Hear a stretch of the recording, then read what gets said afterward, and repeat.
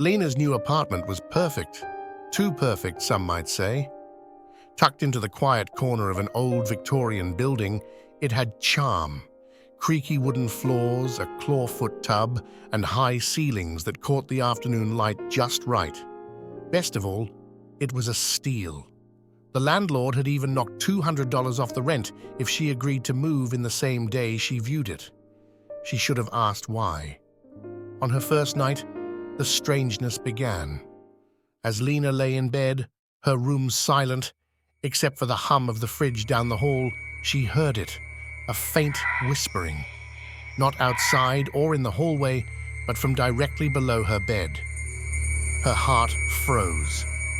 Did I leave the TV on? She wondered. Carefully, she leaned over the edge of the mattress and peered into the dark void beneath. Dust and an old sock stared back. Nothing unusual. Still, the whispering persisted, growing louder, but never clear enough to understand. She didn't sleep that night. By the third day, the whispers had a pattern, always at night, always below her bed. No amount of searching revealed the source. Lena even slid the bed aside, half expecting to find a hidden speaker or some kind of bizarre prank.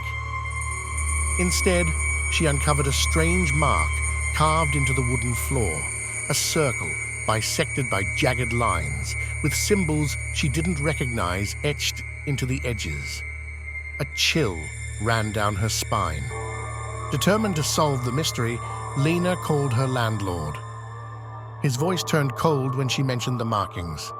That's just old graffiti from a previous tenant, he stammered. Don't worry about it. You're fine. Then, as if catching himself, he added, do not try to remove it. Just leave it alone. The line went dead before she could ask more. That night, the whispers became words. At first, they were faint, like the rustling of leaves in the wind. But as Lena lay frozen in her bed, they grew clearer. Help us! Her breath caught. She bolted upright, clutching her blanket. The words were soft, pleading, like they came from desperate voices just out of reach. Summoning her courage, she leaned over the edge of the bed. Who's there? She whispered back. The voices fell silent. For a moment, there was nothing but her own ragged breathing. Then, a low growl rumbled from the floorboards. Leave. Lena scrambled out of bed, her heart pounding. She grabbed her phone, intending to flee, but stopped when she saw the time, 3:33 a.m.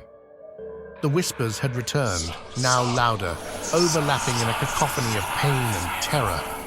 It was as if 100 voices were speaking at once, each one trapped in endless agony. And then she saw it.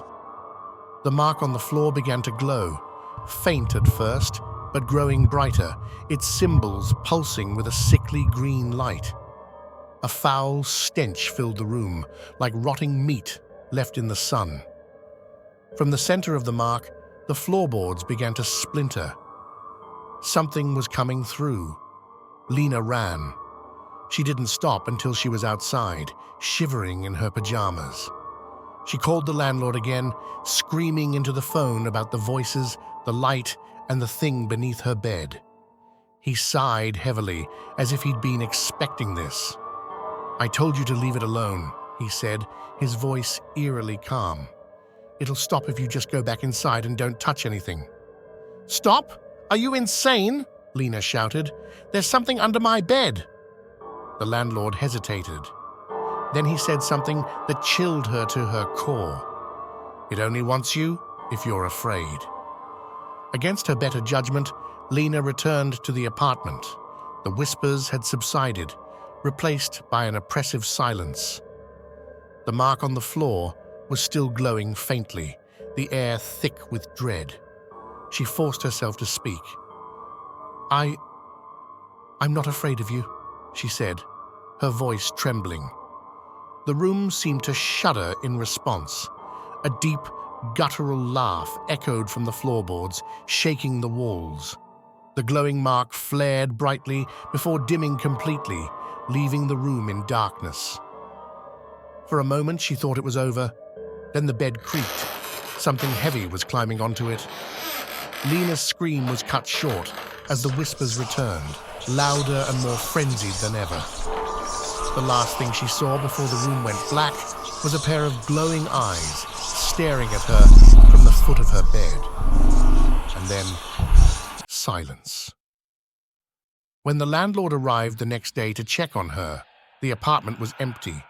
The only sign Lena had ever lived there was her bed, perfectly made, with a faint mark carved into the floor beneath it, waiting for its next tenant.